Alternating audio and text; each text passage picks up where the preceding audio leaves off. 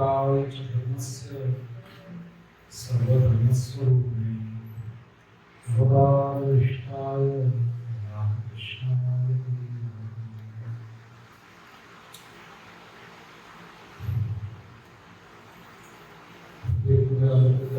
నమస్కారం.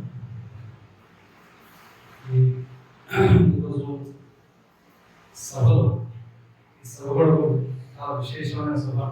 అందరు ఉపాధ్యాయులు ఉన్నారు. సన్మాన్యులు అందరు ఉపాధ్యాయులకు నమస్కారం. ఈరోజు యూనివర్సల్ మదర్ డే 11 సెప్టెంబర్. దీని గురించి అందరూ చాలా చెప్పారు. మన పుల్లయ్య గారు, శివప్రసాద్ గారు, ఇంకా మన ఉపాధ్యాయులుగా చెప్తారు దీని గురించి. స్వామి వివేకానంద కేంద్రంలో యూనివర్సల్ మదర్ డే ఎందుకు మనం పాటిస్తున్నాం? 11 సెప్టెంబర్ నాడు స్వామి వివేకానంద ఆయన షికాగో ప్రసంగం చేశారు. ఇది అందరికీ తెలుసు. అప్పటికి ఈ రోజుకి అంటే యూనివర్సల్ మదర్ డే అని అందరూ పాటించట్లేదు. ఈ రోజు మహత్వం ఏంటంటే అందరూ చెప్పడం జరిగింది. ఈ రోజు స్వామి వివేకానందుడు ప్రసంగం తర్వాత భారతదేశం అంటే ఏమిటి, సనాతన ధర్మం అంటే ఏమిటి, హిందూ ధర్మం అంటే ఏమిటి, దీని గురించి ఒక అవగాహన విశ్వం అంతా అందరికి వచ్చింది. అప్పుడు వరకు అందరూ ఏమనుకున్నారు అంటే ఇది ప్రచారం జరిగింది దాంతో అందరూ కారణం ఏంటి అది తెలుసుకోవాలంటే దాని ఎగ్జాక్ట్ ఆపోజిట్. అంటే ఆ రోజు next day Chicago Tribune news paper లో ఒక రిపోర్ట్ ఎడిటర్ రాయడం జరిగింది. ఎడిటర్ రాస్తున్నారు, after listening to this man we feel how foolish it is to send missionaries to such a country. అంటే ఇటువంటి ఒక దేశానికి ఒక వ్యక్తి వచ్చి ఇంత ఆయన జ్ఞానానికి ఆయన ధర్మం గురించి చెప్తున్నారు, సంస్కృతి గురించి చెప్తున్నారు, దాని గురించి విని మాకు అనిపిస్తుంది మేము తప్పు పని చేస్తున్నాం. ఈ దేశానికి మిషనరీస్ అని పంపించి అక్కడ వాళ్ళకి ఏదో జ్ఞానం ఇవ్వాలని వెలుగు ఇవ్వాలనుకుంటున్నారు. ఇది తప్పు. ఇదే మాట అన్ని బెసెంట్ కూడా సభలో ఉన్నారు ఆ రోజు. అంటే ఈ వరల్డ్ పార్లమెంట్ ఆఫ్ రిలీజియన్స్ లో దాదాపు 400 స్పీకర్స్ మాట్లాడారు. దాంట్లో 41 బేసికలీ 400 స్పీకర్స్ 41 సంప్రదాయాలను రిప్రజెంట్ చేస్తూ, దాంట్లో 41 లో మాక్సిమం క్రిస్టియానిటీలో వాళ్ళు వేరే సెక్ట్స్ వచ్చారు. సో 41 సంప్రదాయాలను రిప్రజెంట్ చేస్తూ జనాలు మాట్లాడారు. 400లో ఎవరు అడిగితే ఎవరు మీరు ఇప్పుడు పోల్చుకుంటారు? ఇప్పుడు వరల్డ్ పార్లమెంట్ ఆఫ్ రిలీజియన్స్ ఈ పదానికి గుర్తు చేస్తే 11 సెప్టెంబర్ స్వామి వివేకానంద పేరు ఉంటుంది. ఎందుకంటే స్వామి వివేకానంద ఏం చెప్పారు? Actually world parliament of religions organise ఎందుకు చేయడం జరిగింది? ఈ కొన్ని విషయాలు తెలుసుకుంటే కొత్త కంటెక్స్ట్ వచ్చేస్తుంది. So world parliament of religions Colombian fair ఎందుకు చేశారంటే కొలంబస్ అమెరికా డిస్కవర్ చేశాడని దాని గురించి ఒక సంవత్సరం అంతా వాళ్ళు సెలబ్రేషన్స్ చేశారు. దాంట్లో కొలంబియన్ ఎగ్జిబిషన్ చాలా పెద్ద ఎగ్జిబిషన్ అక్కడ ఆర్గనైజ్ చేయడం జరిగింది. దాంట్లో వేరే సెక్షన్స్ ఉన్నాయి, సైంటిఫిక్ సెక్షన్స్, స్టేట్ డెవలప్మెంట్. కానీ దాని మూలంలో ఏంటంటే వాళ్ళ కాన్సెప్ట్ ఏంటి అంటే మేము అంటే అప్పుడు వాడు కాన్సెప్ట్ ఏంటి, మేము white the Anglo Saxon Christian వాళ్ళ కాన్సెప్ట్ అది.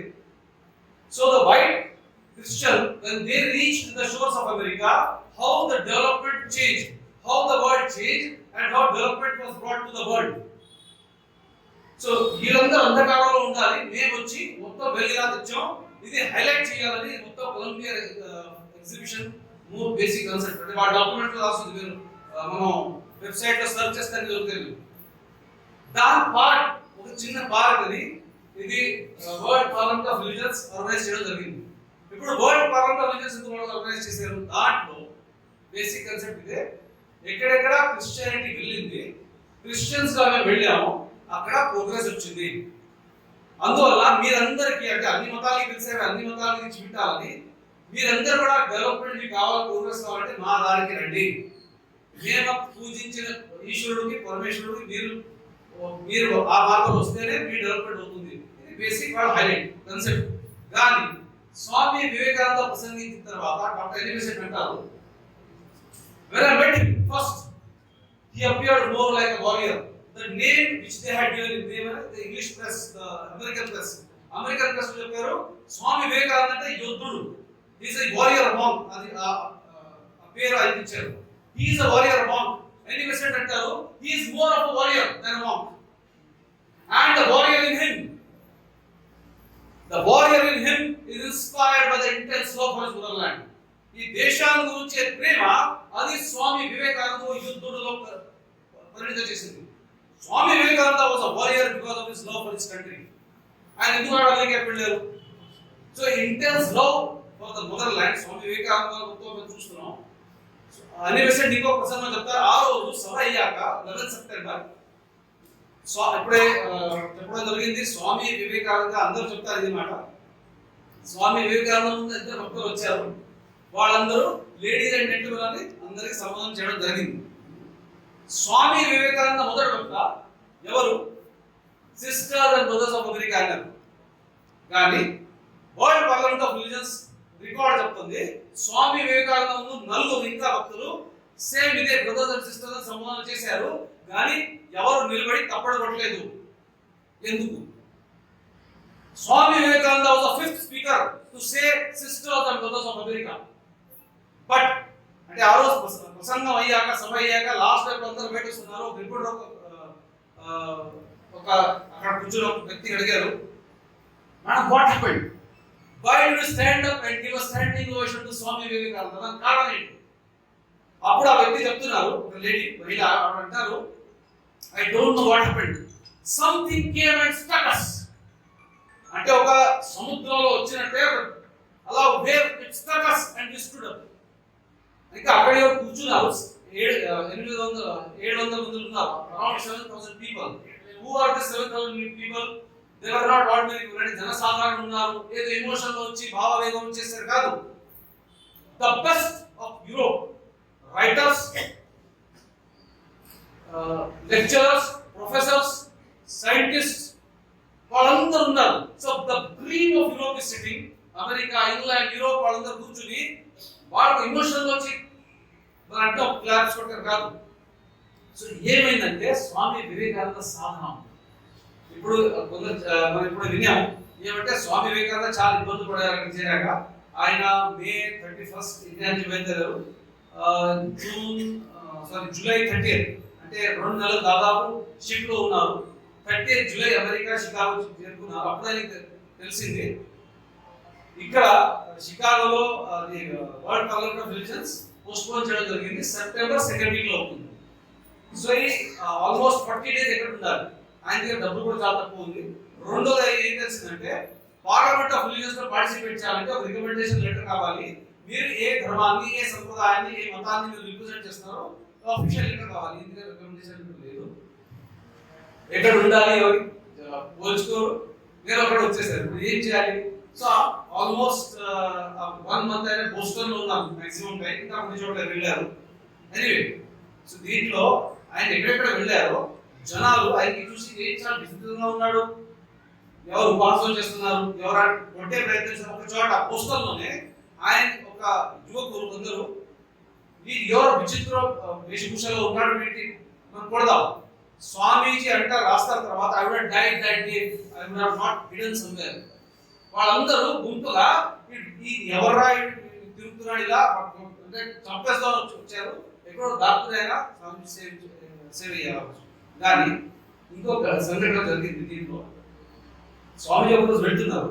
ఇద్దరు ఇప్పుడు వీడి కుర్రాడు వాడు ఏదో చేశారు మాట్లాడే కానీ హ్యాట్ వేసుకుని కోట్ సూట్ కోట్ వేసుకుని ఒక భద్ర వ్యక్తి ఆయన వస్తున్నారు. ఇంకా ఒక మహిళ ఉన్నారు. So this gentlemen and lady are coming from the opposite side.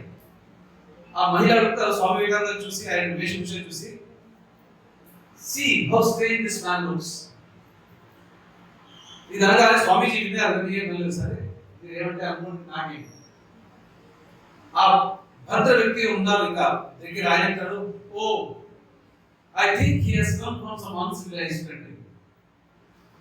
ఈ మాట వినగానే నాకు అన్నారు అప్పటి వరకు సరే కానీ నా దేశాన్ని అంటారు అన్సివిలైజ్డ్ అని. స్వామీజీ వాళ్ళ దగ్గర వెళ్ళారు. Sir excuse me, I think I have come to a country where tailors make a man. నేను నా బట్టలు చూసి సంచరిస్తున్నాను కదా, నేను ఎవరు, నా వ్యక్తిత్వం ఏంటి, నా చరిత్ర ఏంటి. I think I come to a country where tears make a man, but I am proud to belong to a country where character makes a man. అటువంటి నా దేశానికి పరిచయం. ఇక్కడ మనిషి చరిత్రమే మంచి ఏవో దానికి డిఫైన్ చేయడానికి అవసరం. ఇది ఎందుకు చెప్పారంటే స్వామి వివేకానంద ఆయన పర్సనల్ ఎన్నైనా ఇన్సల్ట్స్ అని సహించారు, కానీ దేశం ఏమంటే కూడా ఎప్పుడు సహించకూడదు. యోద్ధ సన్యాసి అని అనిపిస్తుంది అన్నారు కదా. Is more of warrior because of his intense love for the country. So ఈ యోధుడు స్వామి వివేకానంద ఆయన చేసే ప్రసంగం అంటే ఇటువంటి ఎన్నో అనుభవాల నుంచి ఆయన వచ్చి ఆయన వరల్డ్ పార్క్ స్టేజ్ నిలబడన్నారు. దాని ముందు రోజు కూడా 9 సెప్టెంబర్ ఆయన అది కూడా చెప్పారు, మేడం చెప్పారు. 9 సెప్టెంబర్ ఆయన వచ్చి రాత్రి రైల్వే యార్డ్లో కంటైనర్లో రాత్రి అంతా చలిలో ఉన్నారు. సో ఇటువంటి అన్ని పరిస్థితుల్లో నుంచి వచ్చి ఒక వ్యక్తి స్టేజ్ నుంచి ఏం చెప్పాలి మనం కూడా మన దినవంతట్లో మనకు అనుభవాలు చెప్పమంటే చెప్తే ఎవరు ఏదో మనకి బంధువులు తప్పు చెప్తారో అది ఎక్కువ గుర్తుంటుంది.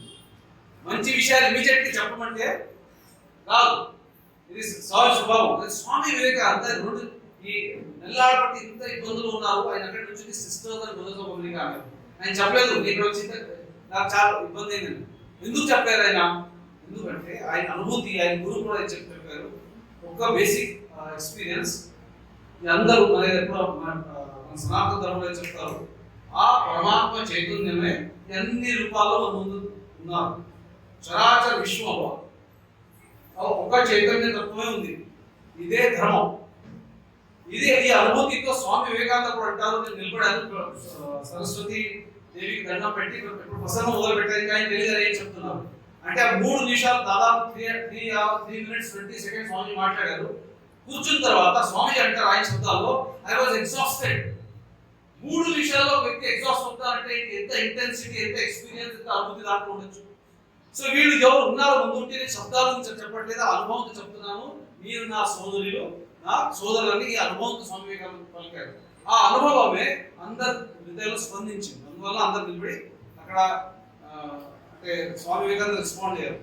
సో ఈ మొత్తం దీంట్లో స్వామీజీ ఆయన లెక్చర్లు కూడా వారియర్ ఆస్పెక్ట్ నుంచి చూస్తున్నా ఆయన అంటారు అంటే అమెరికాలో వచ్చినప్పుడు అప్పుడు ఇండియాలో ఇండియన్ ఇంటెలెక్చువల్స్ ఫోరం ఉండేది.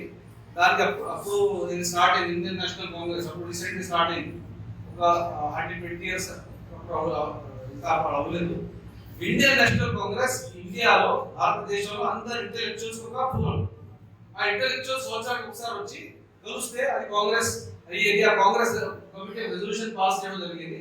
రెజల్యూషన్ స్టార్టింగ్ లో వాడు చెప్పేవాడు, may the majesty's empire live long, నాతో మొదలయ్యేది. లాస్ట్ లో యువర్ ఒబీడియంట్ సర్వెంట్ అని క్లోజ్ చేసేవాడు. సో ఈ దేశంలో ఇంటెలెక్చువల్స్ అందరూ ఈ మహారాణి ఈ రాజ్యం అలాగే కొనసాగాలని సామ్రాజ్యం ప్రార్థిస్తూ ప్రతి సంవత్సరం సిగ్నేచర్ చేసేటప్పుడు ఒక యువకుడు వెళ్ళి చెప్తాడు, అంటే ఇప్పుడు మన దేశాన్ని అభిమానం చెప్పాలిగా, I'm proud to belong to the most ancient order of monks. I'm proud to belong to a religion which has sheltered the persecuted of all the lands. So నేను ఇటువంటి ఒక దేశం నుంచి వచ్చాను, ఒక ధర్మాల నుంచి వచ్చాను, అందరికీ మేము ఎప్పుడు యాక్సెప్ట్ చేస్తాం. ఇది గర్వంగా చెప్పే ఒక కాన్ఫిడెన్స్ స్వామి వివేకానందలో అది ఉండాలి. అది జనాలు అప్పీల్. ఒకటి. రెండో లైన్ బేసిక్ మెసేజ్ దీని గురించి మాట్లాడుతుంది యూనివర్సల్ బ్రదర్హుడ్ స్వామి వివేకానంద దీంట్లో చెప్పడం జరిగింది. యూనివర్సల్ బ్రదర్హుడ్ ఎప్పుడు పాసిబుల్ అవుతుంది? ఎప్పుడు నేను మీరు ఇంకా నేను వేరే వేరే కాదు అంటే భర్తృత్వం ఎప్పుడు వస్తుంది? మనం సహోదరులు ఉంటారు కదా, అంటే ఒకే తల్లి మనం వచ్చాం, ఒకే తల్లి మనం పుట్టుక జరిగింది, ఒకే ఉదాహరణ నుంచి వచ్చాము, ఉదాహరణ నుంచి వచ్చామని సహోదరులు అంటారు. సో నేను ఇంకా మీరు కనపడడానికి వేరే వేరే ఉన్నారు. నా ఐడియాస్ వేరే ఉండొచ్చు, నా బిలీఫ్స్ వేరే ఉండొచ్చు. నాకు ఒక దేవుడు ఒక రూపం, నాకు రాముడు రూపం నాకు చాలా మంచిది, మీకు శివుడు రూపం మీకు మంచిది, ఎవరికో క్రైస్తవుడు రూపం మంచిగా ఉండొచ్చు, ఎవరు అల్లా అని పిలిస్తే వాళ్ళకి ఆనందంగా ఉండొచ్చు, ఎవరు మతాల వాళ్ళకి. కానీ నేను ఇది యాక్సెప్ట్ చేయాలి, నీ కోసం నీ మతం మంచిది, నా కోసం నా మతం మంచిది. నేను చెప్పడం నా మతమే ఒకటే మతం, నాది రైట్, నీది తప్పు. ఈ ఒక మాట చెప్తేనే విశ్వం అంతా ఇప్పుడు సంఘర్షణ జరిగింది. స్వామి వివేకానంద చెప్పారు, the world has been drenched in blood because of this one thought that only my religion is true and yours is wrong. And not only that yours is wrong, but you should come to my way. ఈ యొక్క thought universal brotherhood కోసం చాలా పెద్ద బాధాకరంగా ఉంది. అందువల్ల ఈ thought దూరం వెళ్ళాలంటే మన సనాతన ధర్మ వేదాంత స్వామి వివేకానంద అంటారు, the only religion how we can come together not on basis of personalities but on the basis of principles. ఒక వ్యక్తి ఒక రూపం, సాకార రూపంలో అందరు వేరే వేరే రూపం అందరూ కనిపించవచ్చు. నేను ఇదే రూపం అని నేను నాకు అనుకోవచ్చు, తక్కిరోడ్లో అదే రూపం అదే విధంగా వెళ్ళాలంటే ఖచ్చితంగా అవ్వదు. ఇది అనుకోవడమే ఎక్కువ సంఘర్షానికి దారి తీసింది. కానీ భారతదేశంలో మనం ఏమంటాం, జతోమత్ తతోమత్. ఆయన ఇది మాటలతో కాదు, ఇంటలెక్ట్ కాదు. స్వామి వివేకానంద గురువులు, ఆయన అన్ని మతాల్లో ఆయన సాధన చేసి అనుభవించారు. అల్టిమేట్ రియాలిటీ ఒకటే, ఆ సత్యం పరమ సత్యం ఒకటే. ఏకం సత్ విగ్రహ బుధా ఉంది. ఇంకా ఆయన చాలా ఈజీ సింపుల్ లాంగ్వేజ్ చెప్పారు. ఒక మనం చెరువు దగ్గర వెళ్తే ఒకవైపు ఒక హిందీ భాష వ్యక్తి వస్తాడంటే ఇక్కడ ఏంటుంది పాని అంటాడు. సంస్కృతి తెలిసిన సంస్కృతి విద్వాన్ అంటే ఆయన అదే తీసుకుని ఏంటంటారు, ఆయన నీరం అంటారు. ఇంకా ఎవరు మనం నీరు అంటాం. ఎవరు వచ్చి అంటారు ఇది వాటర్. మనం వేరే వేరే పేరుతో పిలుస్తున్నాం కానీ ఆ సత్యం మాత్రం నాకు మారట్లేదు. అంటే ఈ ఎగ్జాంపుల్ శ్రీ రామకృష్ణుడు చెప్పారు, అదే అనుభూతి స్వామి వివేకానంద అంటున్నారు. మనం ఈ విశ్వం అంతా ఒకటే, అందరూ ఆనందంగా సుఖంగా ఉండాలంటే ఈ సనాతన ధర్మం ఈ తత్వాన్ని అందరూ స్వీకరించాలి. తత్వం అంటే మీరు ఏ మతాన్ని ఏ దేవుడిని పూజిస్తే కూడా అది మీ ఇష్టం, కానీ అందరిలో ఆ ఒకే చైతన్యుడు ఉన్నాడు మనం యాక్సెప్ట్ చేయాలి. మనం అంటాం పరమాత్ముడు ఏ పేరు కృష్ణుడు కూడా ఆయన ఆల్ పవర్ఫుల్ అంటాం. ఆల్ పవర్ఫుల్ ఆల్ నోయింగ్ అంటే ఆయన ఈ సృష్టి నిర్మించారు. ఈ సృష్టిలో ఎంత వెరైటీ ఎందుకు చేశారు, వాడు తెలియకుండా చేశారా? బట్ మనం ఒక పదం వాడతాం యూనిటీ ఇన్ డైవర్సిటీ. కానీ యాక్చువల్లీ యూనిటీ ఇన్ డైవర్సిటీ ఇది కొంచెం దాని గురించి చర్చ చేస్తే అంత ప్రాపర్ కాదు. ప్రాపర్ ఏంటంటే యూనిటీ ఎక్స్ప్రెస్డ్ యాజ్ డైవర్సిటీ. ఒకే తత్వం వేరే వేరే స్వరూపాలతో అది ప్రకటించడం చేయడం జరిగింది. The same unity, the same principle of God, ఈశ్వర తత్వం, it has manifested as many forms and all the forms if you see they are basically his forms. అందువల్ల ఇప్పటికి కూడా చూడండి, మన దేశంలో ఎక్కడైనా ఎవరో వెళ్తే గాలి యోగంతో ఏమంటాం, ఒక చేతి ఆటోమేటిక్ మనం నారాయణ అనొచ్చు, రామ అనొచ్చు, శివ అనొచ్చు, ఏమనుకుంటే కూడా ఇలా అంటాం స్వామి.